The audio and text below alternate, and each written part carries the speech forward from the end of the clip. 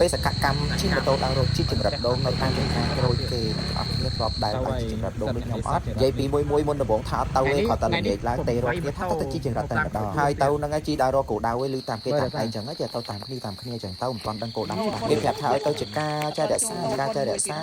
ស្គាល់តែមុខទេស្គាល់ចការគាត់ដឹងនៅឯណាគេប្រាប់ថាជិះទៅនៅម្ដុំស្ទឹងទី3ទៅដល់ឃើញស្ពានមួយចែកជិះទៅហើយអ្នកទាំងអស់គ្នាឃើញទេបានទៅដល់ចការគាត់ពិតប្រកបមែនអាពេលជិះទៅដល់លឺចង្អត់យំតាមផ្លូវចង់តែចោះឈប់ជិះតាមផ្លូវតើកន្លះក្រងបដ ôi បធូចង្អត់ចាយមកមើលគេ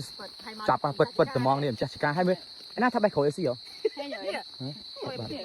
ហើយចែករក្សាពិតជាចិត្តល្អទេបងអត់គ្នាទៅគាត់បេះក្រួយបេះអីឲ្យហូបមានទាំងក្រួយពោធិ៍សាត់មានទាំងក្រួយផ្អែមក្រួយខ្វិចក្រួយអីចឹងណាហើយឥឡូវថ្ងៃនេះអត់ដឹងថាបានទៅទៀតអត់ទេពេលថ្ងៃឡើងគឺអញ្ចឹងចាំមើលថាល្ងាចបន្តិចណាគេអត់ទៅខ្ញុំច្បាស់ជាទៅទៀតហើយបើទៅបើសិនជាខ្ញុំវិញសរុបទាំងអស់គ្នាទៅយកមិញខ្ញុំជីកបានយ៉ាងច្រើនដែរសរុបទាំងអស់គ្នាទៅបានប្រហែលជាចូលមួយស្លាកជាងដែរអ្នកទាំងអស់គ្នាចាំមើលពេលខ្ញុំយកមកដល់គឺខ្ញុំនាំគ្នាធ្វើស្អាតហើយចាប់ផ្ដើមហូបទាំងជុកតែម្ដងទំមបានហូបបាន11យកគេថាសាច់កាន់គេថាមិនគេថាចុះកាន់ក៏កម្មចុះយើងតែងគេវាអត់ដូចទៅឃើញផ្ទាល់អ្នកទាំងអស់គ្នានៅពេលដែលយើងយកមកយើងធ្វើស្អាតហើយយើងលក្ខណៈថាយើងធ្វើលក្ខណៈថាឲ្យឆ្កាញ់តាម